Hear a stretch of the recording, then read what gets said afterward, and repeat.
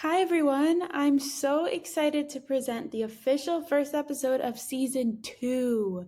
It is so crazy to think that I had 23 guests last season. That's right, 23.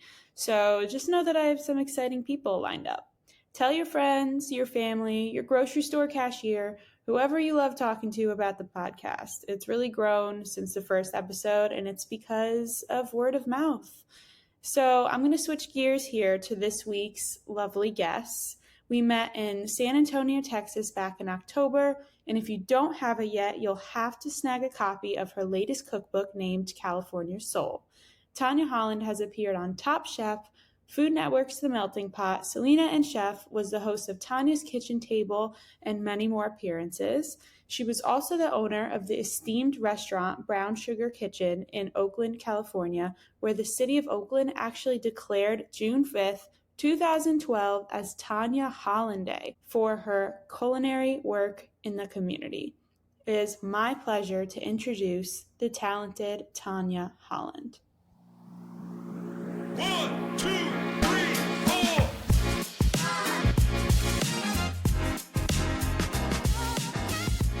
I love your holiday decor in the back, all the reds. I mean, that's my year round. I love red Le Creuset. That's my color of Le Creuset. So I have tons of it.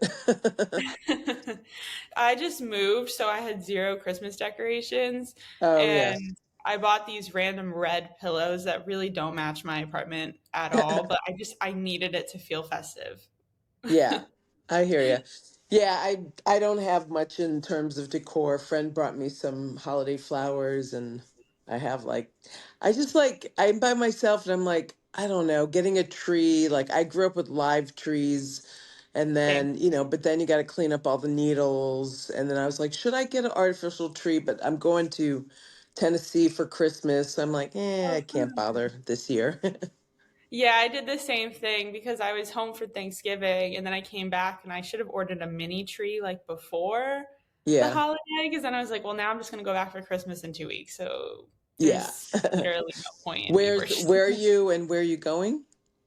I'm in California now, Yeah. but I am from Connecticut. So Oh, okay. What town?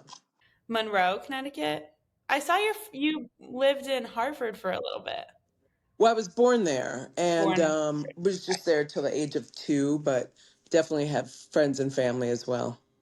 Oh, okay. So Monroe is like near Bridgeport, if you Oh, know the okay. area. Yep. Um, Got it. Probably like 10 minutes and then like Fairfield County, Yep.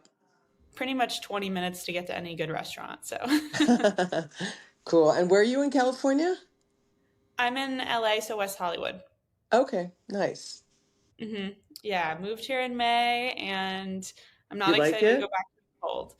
I really do. Yeah, there's a lot more to do than Yeah. my hometown, that's for sure. I could go to coffee Yeah. shops, work. Yeah. You moved directly from Connecticut. I did. Yeah, Oh, I wow. did. It was a Cool. big That's a change. big change. Yeah. I drove from Connecticut with my dad too, all the way Oh, here. wow. I needed Wow. a car. Yeah. Amazing. That's cool. Yeah, it was very cool. It was a really cool road trip. I've never seen a lot of the US. I've seen a lot of Europe and stuff, which is Yeah. like a really great privilege, but I haven't seen as much of the US, and the US was beautiful when I was going through it. Yeah, there's so much to see. It's so big. Hmm. Where in Yeah. Tennessee are you headed? Chattanooga, my sister lives in Chattanooga. Oh, so Have she you ever been hosts. there? I have not. I've only been to Nashville, of course. Okay, yeah, Nashville is fun. Yeah, Chattanooga is a really cute community, and she lives like up on the mountain. It's called Signal Mountain, and it's really pretty. I don't know Oh, if we'll have snow or not. We might, but we'll see. And I have two young nieces, 7 and 10, oh. so should be Oh, so fun. you're probably excited for that. Yeah, Are you cooking for them?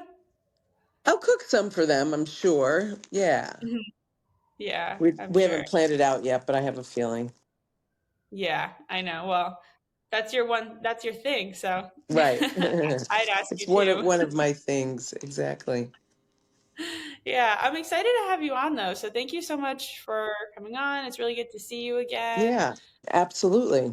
Thank you. Of course, of course. So, for some background for listeners, we briefly met at the Tasting Texas event. So, that was in San Antonio. It was very hot. I was Yep. sweating all day, but you did a wonderful cooking demo. Of Thank you. Thank you.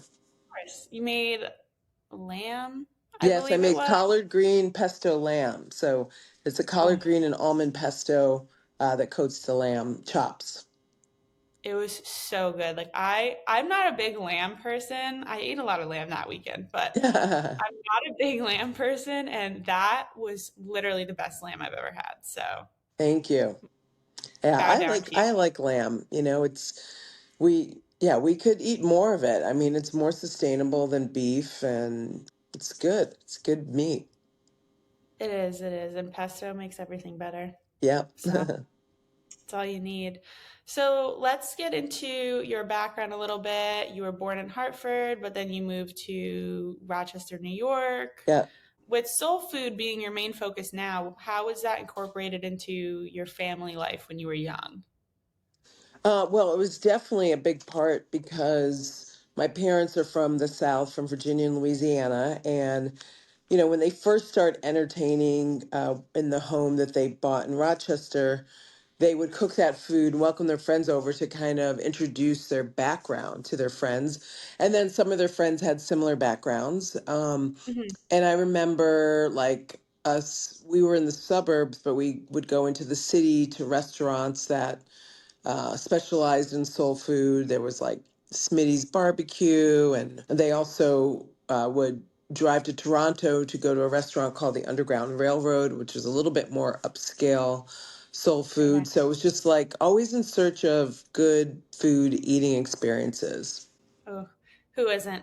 Yeah, I right? love a good eating experience. Right? Yeah. I'd love to talk about your schooling because you got your BA in Russian language and literature. I thought that was so interesting. What was the Yeah. translation there? Like, what made you go for that? Well, I applied to all engineering schools because my dad was an engineer and I was excelling in math and science and they thought, Mhm. you should go that path because there's going to be lots of jobs. And I didn't Okay. get into UVA's engineering school, but I was taking the prerequisites to transfer and I took Russian as an Mhm. elective. I'd been introduced to it after school and high school by my French teacher. And my name is a Russian name, so I just thought like, oh, I want to learn the language of, that sounds interesting. And I was Yeah. doing really well in the language in college. I really enjoyed the literature and I liked Mhm. the linguistics. And so that was the degree, language and literature and linguistics. And it was a small department. So I really got to know my professors, small department in a big school. And I was able to visit there in 1985. It was my first trip abroad. It was very Oh, cool. enlightening, eye-opening, yeah, Uh-huh. and impactful. And yeah, so that's why I majored in it. And then when I That's wild. graduated, all the opportunities were really like military applications and wasn't really what I wanted to do. They were starting to send some advertising execs over there, and I was in advertising for a while, but it was a long time before, there was that window of time where there was Western businesses developing in Russia after Glasnost, but, obviously before Putin, there was a Mm. nice little window of development. But I didn't make it over there, but I do get to use it occasionally. In 2015, I received an email from the United States Department saying Oh, that they have been requested for me to come to Kazakhstan as a culinary diplomat. So I went over there whoa. for, yeah, I went over there for 2 weeks and I traveled all around the country. The Foreign Service officer was from Kentucky and he really missed Southern soul food. And he wanted to commemorate the 150th anniversary of the emancipation of slaves that was that year Wow. and show the Kazakhs, more about African American heritage through food. So I did cooking Hmm. demos, I visited schools, and I did talks, I did some media. And then I also cooked with one Kazakh chef and one Uzbek chef who they just make this great dish called plov, which is a pilaf, but it's just like, oh my God, it's so Ooh. good. Oh, what an experience. That Yeah, sounds so incredible. it was Do you amazing. speak it fluently, I would guess, No, or no, no.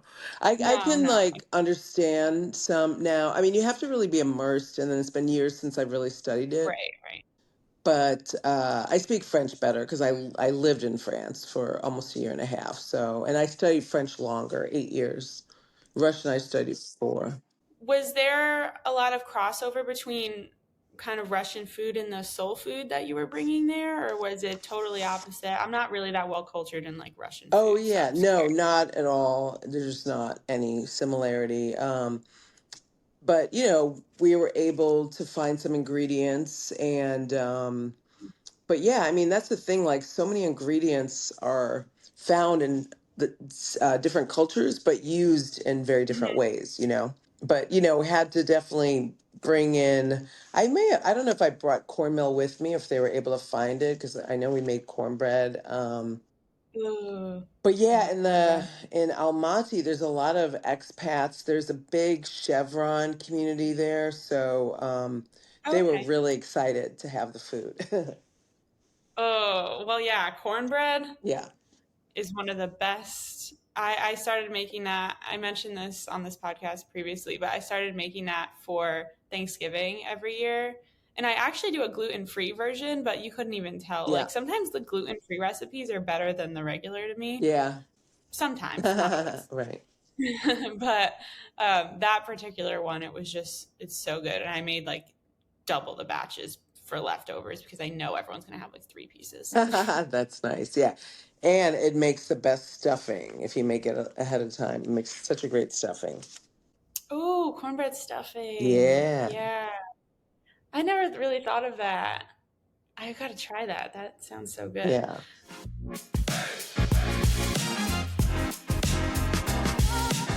You mentioned your time in France, but I would love to hear about that. How did that kind of lead to your career as a chef?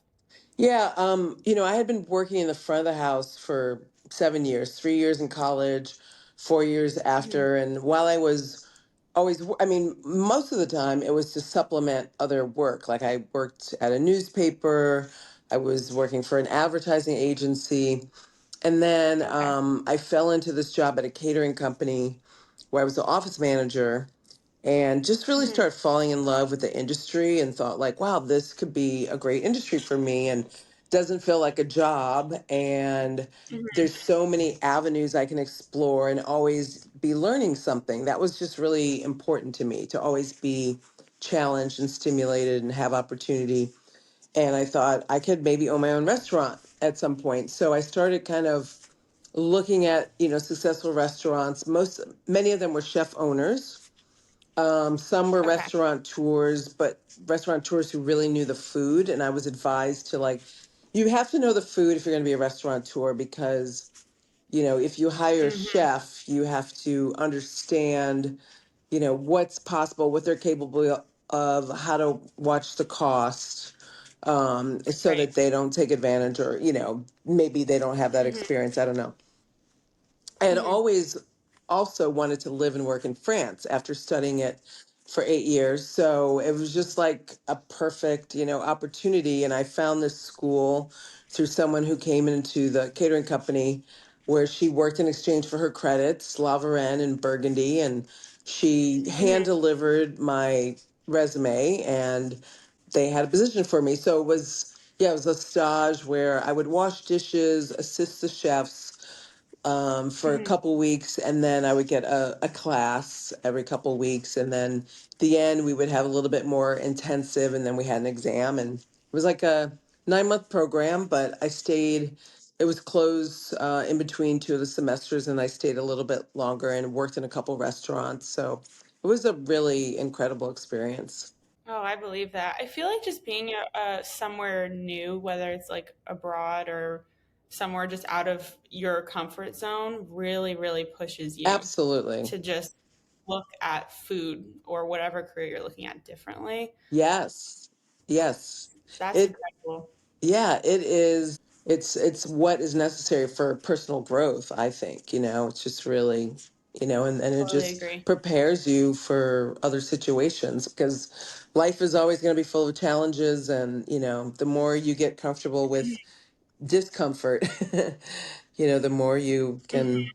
can, grow and understand the world. I totally agree with that. I am the queen of taking risks when I have no business doing so. But Me I feel like too. it's really, really Yeah. well. Yeah. Same. But, in the end, I think it pays off. Yeah, it totally does. I mean, I feel like there's something that's going around now that's delusion is the solution kind of thing. Mm. And I feel like that's totally true. I Hmm. mean, even when I started this podcast, people were like, oh, who are you going to get? And I was like, I'm going to get like the coolest people. I'm going to get like the Food Network people that I've talked to. I'm going to get amazing chefs like you. And then I was like, maybe I can't really do that. And then I was delusional and it Yeah. worked. Yeah, So be I delusional. just read something by like in a book that, it's kind of about coaching, and Hmm. they said, dream so big that people are going to think you're crazy. What I mean? Your Hmm. ideas, like, no, you're not going to be able to do that. That's crazy. But you have Hmm. to. You have to go for it and believe. I totally Yeah. agree. Was your family thinking, "Hey, you're crazy" when you started a restaurant? Yeah, well, they thought it was crazy for wanting to go into the hospitality industry. I mean, if you think about, Mhm. the heritage of African Americans were like stuck in servient, being servient for so long. So it's like, why would you choose to do that? But yet they raised me in a household where hospitality was, second nature. They had a gourmet cooking club, and, Mhm. you know, those six couples moved around once a month and cooked food and served. And so it was just, something that I really enjoyed doing. And yeah, I think they thought I was a little crazy going to France. Mhm. I mean, nobody in my family had ever done It anything wasn't that. like that. Yeah, right, right. Even me going abroad in college, it was like kind of a new thing for my parents because like when they grew up, they it wasn't something that people really did, but now everyone picks up and goes kind of everywhere Yeah. and goes on a plane all the Yeah. time. So it's very normalized Yeah. now, but I feel like at the time it was just like this wild thing going abroad, you know? Yeah, yeah. I had some friends in college that did semesters abroad or Okay. summers, but that Mhm. I don't know, that didn't appeal to me as much because I was really enjoying my college experience. I didn't want to miss. Mhm. And I remember them coming back, some of them kind of a little disoriented, and they miss Yeah. because in college, like every semester you're kind of growing and developing and, getting to know yourself and your friends. And so anyways, it helped their language, but it was always kind of like, hmm. So I was, 25 when I went, and which is still pretty young, and I'm just really grateful, but I had enough age to appreciate it. I didn't take it for granted that I had that Right. opportunity, and just tried to make the most of it and learn as much as I can and travel as much as I could afford to while I was there. There wasn't a lot, but I did get to see a few other countries as well. But yeah, there's so much to explore, and exploring the world through food is one of the best. Oh, I know. I'm a traveler for the food and I always will be. Yeah, That'll never right. change. Same. I agree with that though, because I feel like when I went abroad in college, it was through such a different lens than me traveling Mm, now. Because now I do appreciate, I like stop to look around. I like to explore myself yeah, versus like going on tours every single yeah. day. But in college, I was just like, this is so crazy And fun, whatever. where were you? Where'd you go abroad? I was in Florence, Oh, lovely. I've been to Italy. Florence. So Yeah, that didn't I was suck. eating. Yeah. No, it did not suck. I'll never They are, complain. It's my whole yeah, personality. I cried when I left Italy. I was like, oh my God. And I haven't been back since, and I'm dying to get back. I'll get Oh, back no. at some point soon. You will. Put on your bucket list. 2024 is Yep. coming. Yep. It is. Put on your It bucket is. list.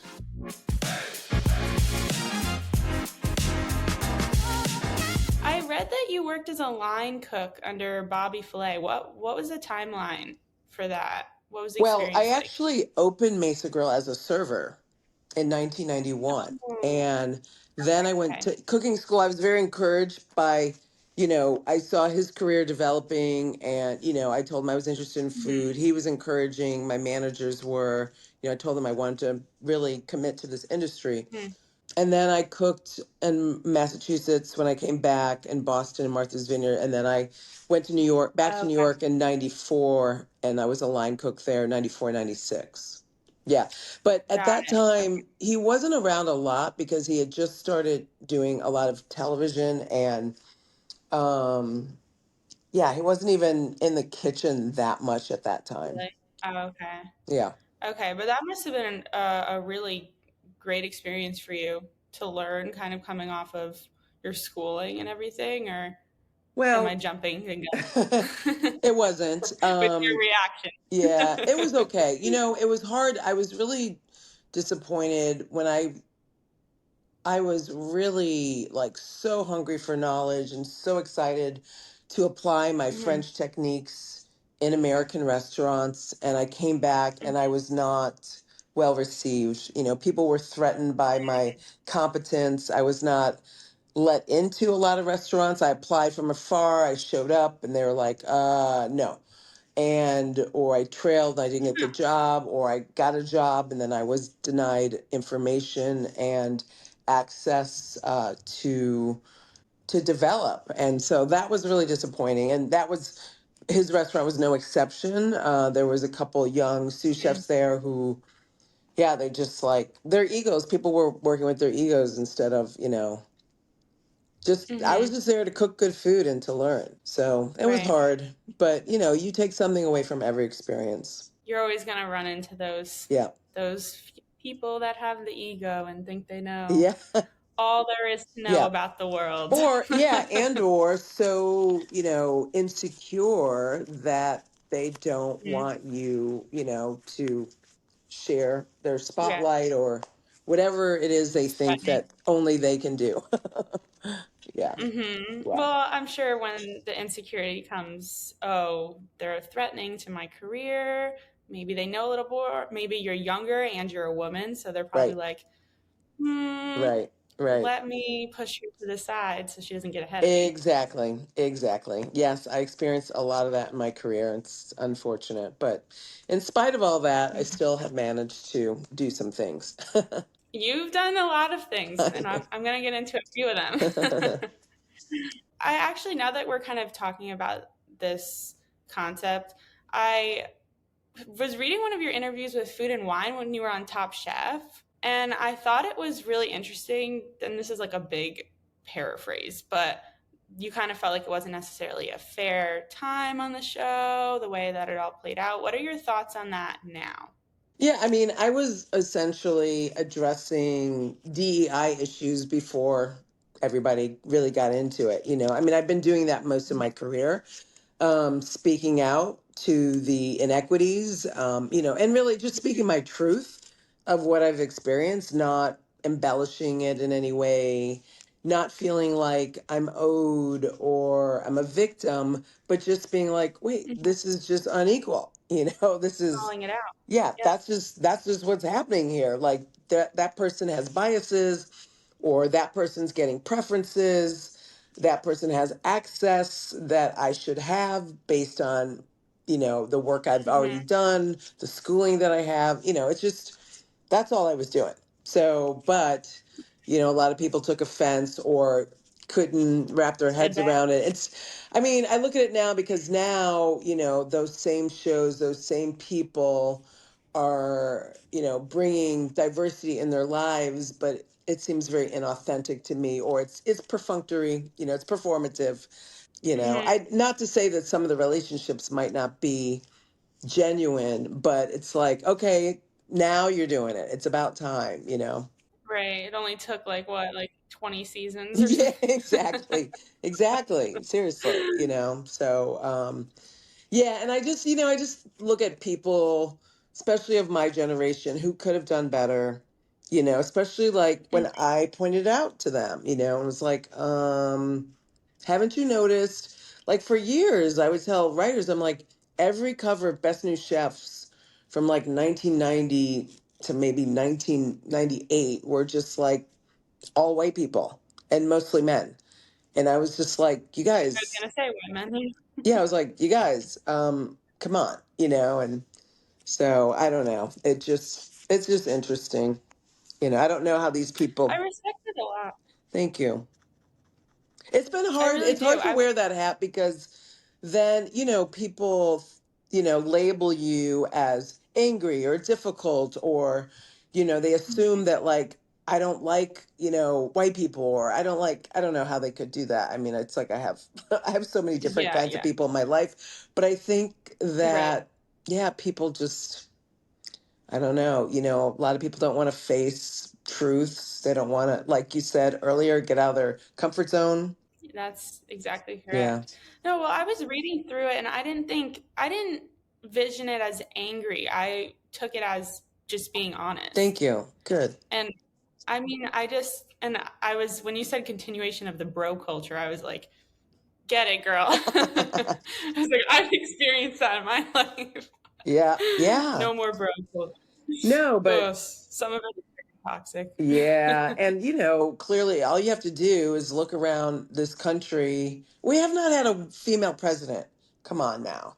You know what I mean? I Like know, the it's bro crazy. culture is like, I mean, the patriarchy it has to be dismantled at some point because it's not serving any of us.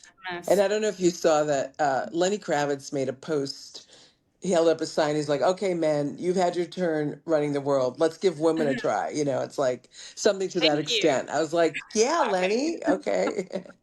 Well, it is. It's like we get this like stereotype that we're emotional, but in my experience in life, men are more emotional than women. That is They're just the way. sensitive, and they are They're allowed, so. but they have also been allowed to express their emotions with rage and anger. And oh my God, he's just like, he's determined, so are we. No, but when we're too determined, it's an Right. issue. But then when we're not determined enough, it's an issue. It's just I know. like the balance is just like the most frustrating thing in the world. Agreed. And I'm just waiting for the day that women, I feel like this was the year for women with like the Barbie Yep. movie, like all these cool stuff coming out. And Renaissance. yeah, Yep. exactly. Renaissance, Yep. Beyonce, Yep. all of Yep. it. Taylor Swift killed Yep. it. I'm just like, I'm waiting for next year to like just amp it all up for us. 100%. I'm on that same ride with Hmm. you. I think it's coming. I Ugh, mean, I, it's coming. I feel Yeah. it. I feel it. Would you consider doing another cooking competition show, or No, I is don't want to do that? competition. I do want to do more shows. But no, even in the past Mhm, couple years, they asked me to do Tournament of Champions, and I was like, it's just not me. mhm, It's not how I like to relate to food. I'm not competitive in that way. And mhm. the way I cook, I mean, I kind of cook slow. I mean, that's why I have all these Dutch ovens. Like I like braises, I like marinades, and all that. Those competitions are like, what can you cook in like 10 minutes, 15 minutes, 4 20 seconds. minutes, and I can cook dishes in that amount of time, but it's not really how I cook. And I don't know, it's not for me. No, I understand that. I mean, that's why everyone loves like Great British Baking Show Yep. and Selena and Yep. Chef. It's very calm. It's like Yes. really fun to watch. Yes. You learn something. Exactly. I mean, I'm not going to say I haven't watched Hell's Kitchen from time to Right. time, but I also can't watch it in long periods because it really stresses me out. Right, exactly, exactly. And Lord knows we don't need any more stress in our lives, right? Ugh, that's exactly Right, correct. I'm like, I don't need to watch this right, anymore. I need to just watch like Selena's show and just learn how to braise a short rib and right. be fine. It's right. It's like between watching like a, scary movie and versus a rom-com. Like sometimes you just want to zone out with the rom-com. It's like I don't need my adrenaline, rising. It's like I'm good. Exactly, exactly. I am not the person that will ever pick a horror Yeah. film. That is just not me. I will have nightmares for the rest of my life. I can't do it. Yeah, I used to be really into them. Now I'm just like, no, life is challenging enough. I'm good. Yeah. Yeah. Are you a Hallmark fan? I don't watch Hallmark movies because I mean, I probably should though because I know it's good for a good cry usually. I've watched a couple and I'm like, "Oh." Are you? No, I can never. No, well, my mom Oh, is. okay. She's a religious Hallmark watcher. My aunt is as well. And I always resisted it. But then when she would have it on, I'd do that dad thing where I would stand in the back, like with my arms Yeah, yeah. crossed, and I would just be like getting into it Yeah, a yeah. little, and then I sit down, and then I'm like, oh, this is so sad, like something happened, but then it's like tied with a nice ribbon at Right. the It's end. always resolved. And you know, you can't, Right. yeah, it's always Yeah. resolved. It's always a hometown love, Right. whatever the Yeah. issue is. I don't know if I'll ever turn it on myself, Yeah. but it is a nice kind of chill, get out of your own life kind of Exactly. to go Escapism. on. Mm-hmm. The Yep. theme, because so I actually watched your Selena and Chef episode. Was it difficult translating cooking instructions through a video call versus being in the actual It was. I kitchen? mean, yeah, I'm sad that we had to do it remotely. But despite that, the producer Mhm. told me that the food she cooked like looked and tasted more like what I did compared to other chefs. So she said that indicates what a good Oh, teacher I am. So that was cool. oh, Yeah, and I thought she did a great job. And again, considering it was remote, I mean, it was still fun for me. mhm. And she's really sweet. She was really gracious and very cute with her grandparents. Oh, her grandparents are Yeah, yeah. And adorable. I wasn't They like, really are. I mean, I can't say I was a fan because I didn't really know her music. I mean, I've seen her on like Saturday Night Mhm. Live, but it wasn't like I sought her out. Yeah. I didn't really know her personality. But Mhm. she was great. I mean, I've since watched Only Murders in the Building, which is awesome, and Yes, I yeah, watch it too. gotten to know a little bit more of her work since then. But yeah, it was great fun. Steve Martin and Martin Short are so They're the best. I funny. mean, Martin Short is like one of my favorites. All he has to do is like So say funny. something, and I'm just like laughing, Yeah, and I'll right? Because laugh. he's just like his mannerisms and the way he accentuates certain words, is, like hilarious. I always loved him. He had a show for a Mhm. while, and he had this character Jiminy Glick that was just like, oh my god, hilarious, hilarious. Uh-huh. Gotta look Oh, for it. that sounds good. See, I know Selena from the Disney Yeah, days because see, like and that was that's kind of my right, generation. exactly. And I did not. Mhm. Yeah, But now you do. Now you do. And those exactly. biscuits you made, I think I'm gonna replicate those because they looked so good. Yeah, they're pretty good, I must say, and they're a crowd favorite for sure. What was the process like in choosing what to cook for that episode? Was it kind of like you going back and forth with her team, or you? What Not was a it like? lot. I mean, I think they accessed some of my recipes and they made the suggestion. I can't remember. It was so long ago, and then it was Mhm. COVID, so. Yeah, it was a process But ago. I thought like those are two recipes that people generally get intimidated by. But she also has that Southern heritage, from Texas. Hmm. So it seemed Yeah, like a good, yeah, nobody else that she was cooking with for that season, was cooking my genre. So that was good. they should do a all-star comeback and then have everyone who was on Zoom do it in That's a person. great idea. Maybe I'll reach out to the I'm gonna pitch producers that. and say that. Yeah, I like that. You Yeah, should. Yeah, you totally yeah. should because I'd watch that. Okay. Because I feel like you got like your chance, but like I feel like to teach her to do another meal. Plus, like I feel like soul food, you got to incorporate a little more. Yes, I feel and like you do it. also my energy, I'm an in-person type of person. I think, Mhm. I love like feeding off of other people's energy in person. Right. Yeah, it makes such a difference. No, it totally does, and especially when you assume that mentor role, Yes. it's like totally different when you're in person because you can actually show Yep. versus like telling. Exactly. Exactly. Yeah. It was definitely a good exercise though, in terms of, how I teach cooking and to have to be really Hmm. specific and just like anticipate what they might do, that might not work and, kind of guide them from afar. It was interesting. Right. Yeah. Right, yeah, anticipating what they might not. That's totally true. You kind of have to tell them what not to do before they actually do it. Exactly, exactly. And obviously Yeah. my experience on, cooking shows, I mean, help because, I already kind of, and we're in restaurants, I already know a lot of some of the things that people might do that don't work. Right, or especially with fried chicken. Yeah. Fried chicken can be like kind of tough if you, I mean, I guess it's assumed to be tough. Yeah, I people think get that's what it is. intimidated by frying in general. I think, hot oil, it's Hmm. dangerous, obviously, and they want to Hmm. get it right. So it's definitely one of those, dishes that is, yeah, a lot of people don't. That's why fried chicken businesses are so successful because so many people Hmm. don't want to try frying it at home. Yeah, yeah. Did you serve that at your restaurant in Oakland Yeah, I or did. no? That was one of the Yeah. dishes that we were most known for, the chicken and the biscuits. I mean, we did fried chicken and waffles, but biscuits were also one of our biggest sellers. So, Ooh. So when this episode comes out, it would have been your 16th anniversary of the restaurant, yeah, which is crazy.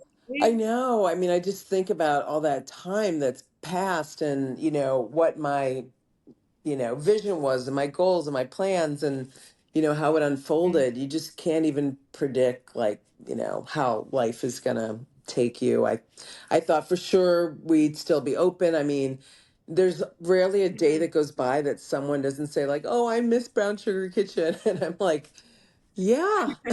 you know, there's parts of it I miss, but I like evolving and I'm working on a new Mhm. project and I'm really excited about it. And Ooh.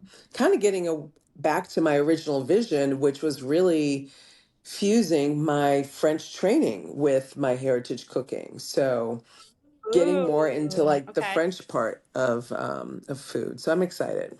That's really Yeah, exciting. Yeah, I feel like when those things come to an end, it's kind of what's supposed to happen. It's exactly. like an era of your life Exactly. that you learned a lot from and you enjoyed, but Yep. now it's time to move on to the next chapter in a little bit. Exactly. It's bittersweet, but growth is necessary. And, even though I know a lot of people would love it if I would just cook fried chicken and waffles and biscuits my whole life. But it's like, no, that's boring to me. It's like I've got to Yeah, grow too and, express myself. I totally agree. I feel like too, when you're in a restaurant, it's just such a strict schedule. You have to get up so early in the morning. You're Yep. trying to Stay take care of all late. these people. You're trying staying late. It's like it's a commitment and a half to say the least. So, Absolutely. Yeah, and very, physically and mentally exhausting. So mhm. it's been an interesting 2 years for me and adjusting.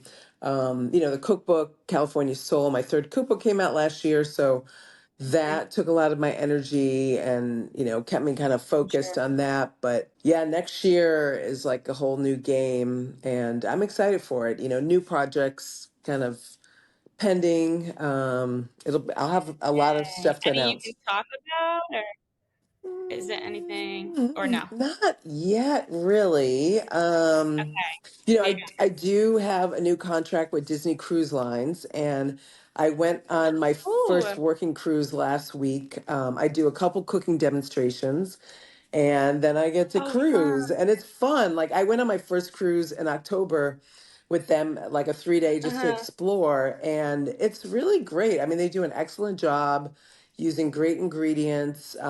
Everybody's so happy there because it's Disney, and everybody's Yeah. just like, hey, excited. The kids are excited, the parents are excited.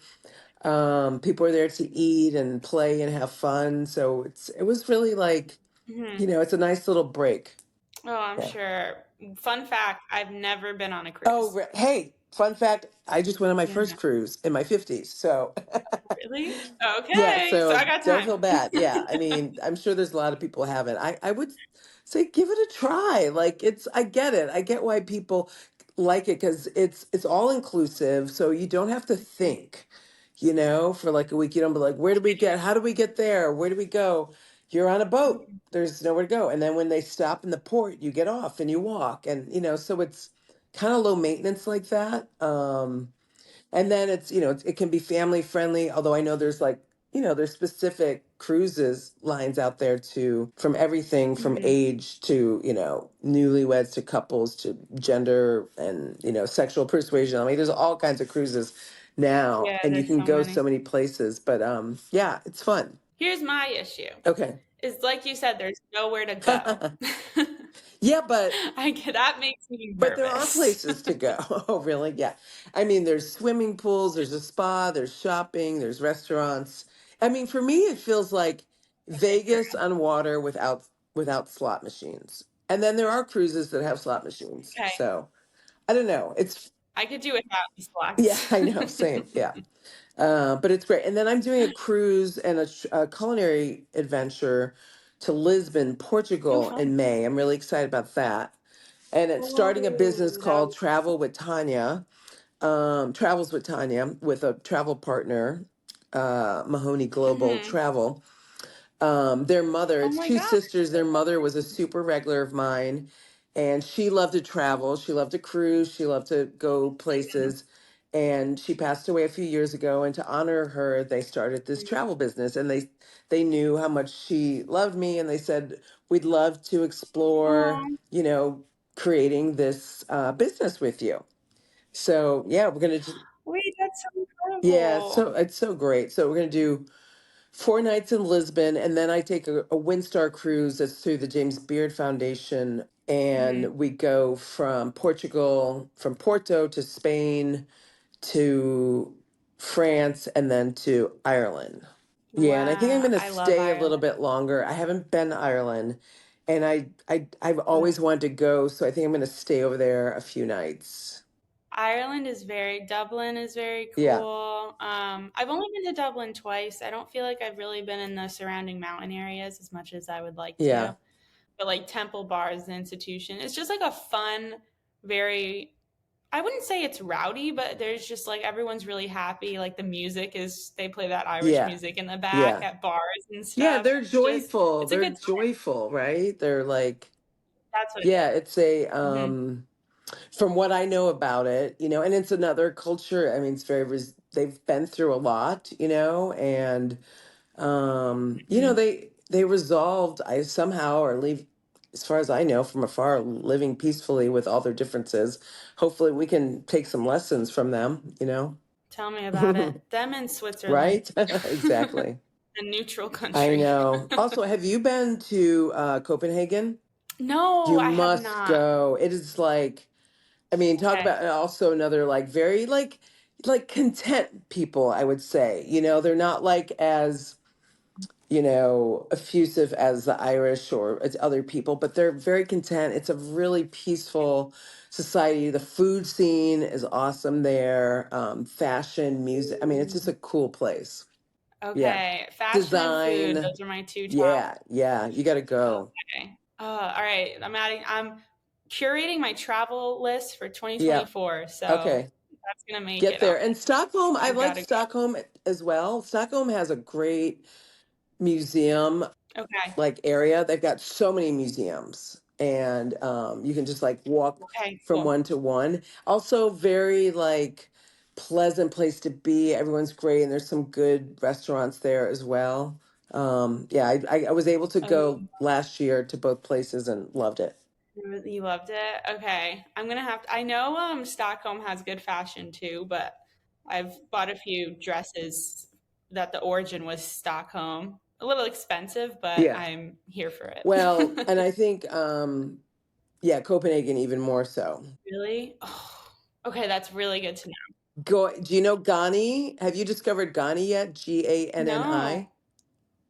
They have a couple stores in LA. You need to go. Okay. Oh gosh, my credit card's gonna be like, please. I know, I Okay, that's know. my next thing. Well, they have good sales too. So, Oh, okay. We love a sale. We love a sale. yep, yep. I really enjoyed Austria actually and Budapest too. Oh, I want to go there. Budapest was really, really Yeah. cool. Oh, I got to add that to the list. Yes. Yeah, Budapest. I actually had I don't really know if it was a burger. I'm a little questionable on that because we Oh, went and there weren't like a lot of things open and I ordered a hamburger, but you never know. So it was one of the best burgers though I've had, and I still think about it Oh, sometimes. wow. I know. I have to look up that See, restaurant. that's a good food experience when you still think about what you Hmm. ate, right? Yeah, I years pass or months pass. Yeah. Yep, I do that a lot.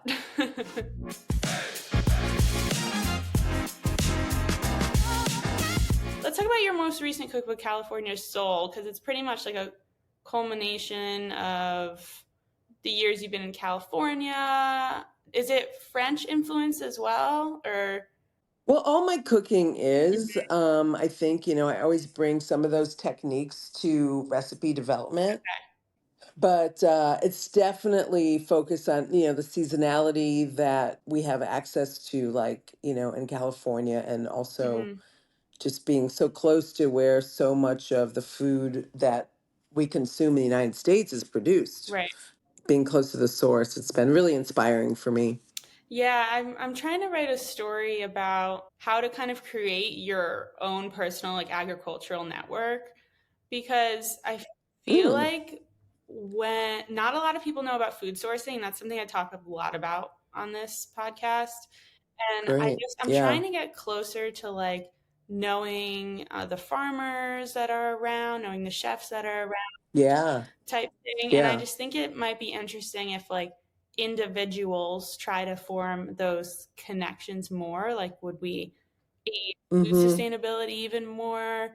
It's something I've been thinking about a lot. Yeah. No, and it's important too. Hmm. It really is. Yeah. Yeah. More of us need to know where our food comes from. Yeah. I agree because I was like, Yeah. every time I go to a store, I'm just like walking around and I don't really think about anything because it's always just right there. We don't really have to Right. wait for anything. It's kind of always going to be there. So you don't think about it. I know. Hmm.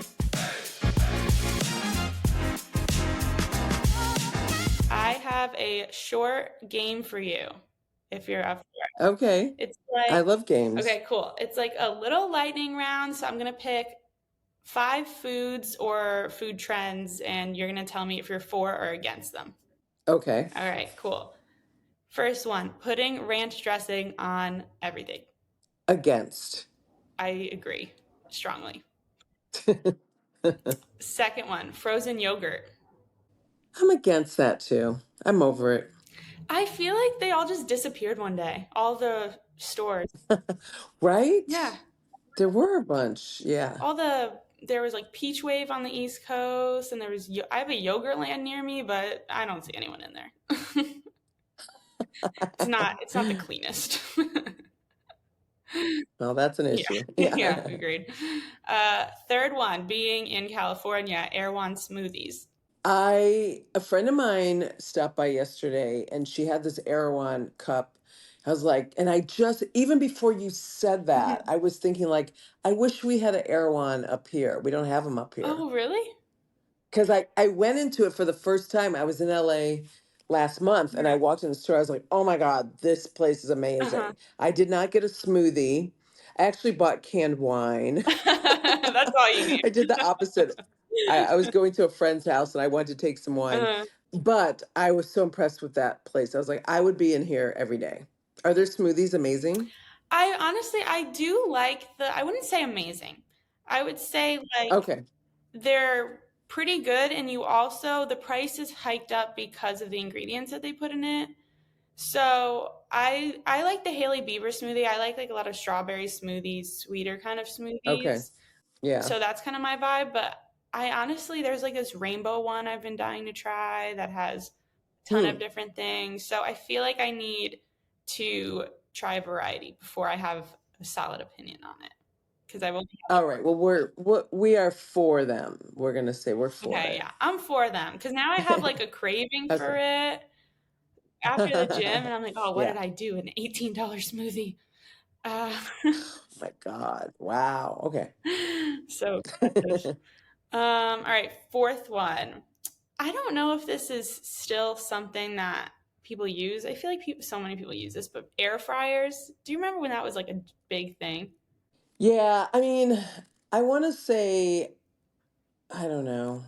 I'm really on the fence with that because I don't own one. I had to do a cooking demo remotely during COVID, and they wanted me to make a turkey dish in an air fryer. So I bought an air fryer, and then I found out my dad wanted one, so I shipped it to him. Uh, He uses it, he likes it.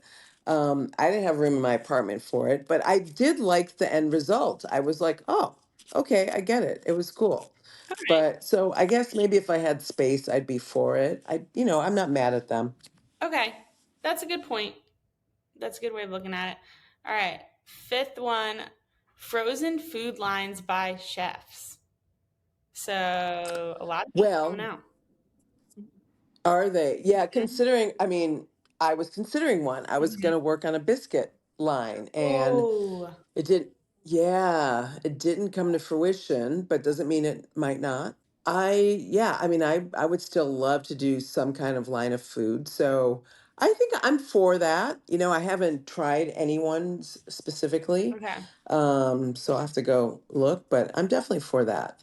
Okay. Yeah, I haven't really tried a ton of them either. I interviewed Andrew Zimmern when he had his come out, and they looked good. Mm-hmm. So Yeah. I don't know. I think that's for people who are proponents of like frozen meals, that's probably like Yeah. good for them. Yeah, I mean, sometimes it's really convenient to have Mhm. some backup stuff in your freezer. It is convenient. I need to go to the grocery store Yeah. right after this, to be honest, because my freezer's bleak. I hear you. Okay, my final question for you is something I ask every guest on my podcast.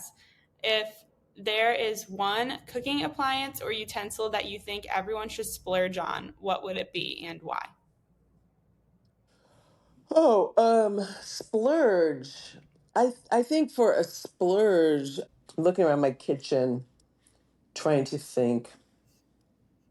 I mean, I'll tell you the ones I use the most. Can I do that? Is that Absolutely, okay? yeah. Can I think? So I have like the miniature food processor. The one that holds like Oh, maybe a yeah. quart. Yeah, I think those are like essential. Like when I want to chop garlic, make a pesto, make a salad dressing, Oh, it's like so easy. It goes in the dishwasher, doesn't take up a lot of room in the cabinet. I think that's great. The little immersion blenders can be good if you make a lot of soups or, smoothies. You don't want to pull out the big blender. hmm. But I would say that miniature food processor is, yeah, probably my most valuable, and it's not that expensive. I mean, I say splurge, but it's probably around $40, I think. Okay. I'm gonna have to Yeah. add that to my list. This will come out Yeah. after Christmas, so I can say it. I bought my dad an immersion blender for Christmas because he's been wanting one. Okay. So he Oh loves yeah. soups and Nice. stuff. Yeah. So I got one for him there. So Oh great. I want to get one for myself though. I'm gonna Yeah, do you that. should. Yeah. Thank you so much for coming on though. This was really, really fun. Love the conversation. Thank you for having me. Of course. You can follow Tanya Holland on Instagram at Miss Tanya Holland or purchase her book California Soul on Amazon now. Ms. Tanya Holland, MS. Yes. Just so Did people I know, say Mrs.? yes. Oh, It sounded like you said Miss. okay. Miss, At Miss not Tanya Ms. Holland. No R It's all good. Right. No R. Nope, nope, not at this moment. in it. Same here. It'll It's probably all be a good. while.